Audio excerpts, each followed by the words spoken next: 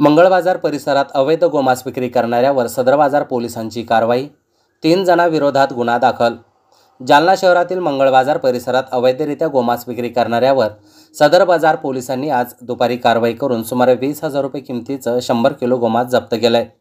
मंगळ बाजार येथे मोठ्या प्रमाणात गोमांस विक्री होत असल्याची तक्रार पोलिसांना प्राप्त झाली होती।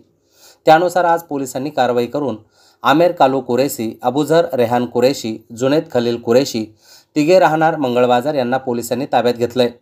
यावेळी पोलिसांनी पशुवैद्यकीय अधिकारी यांना बोलावून घेत त्यांच्या समक्ष पंचनामा केलाय।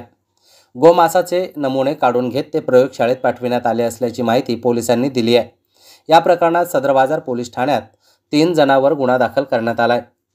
सदरील कारवाई ही पोलीस अधीक्षक शैलेश बलकवडे, अप्पर पोलीस अधीक्षक आयुष नोपानी, उपविभागीय पोलीस अधिकारी सचिन सांगळे, पोलीस निरीक्षक प्रशांत महाजन यांच्या मार्गदर्शनाखाली पोलीस उपनिरीक्षक Shailesh Maske, police head constable Range, police constable Pathan Bhotekar यांनी केली आहे।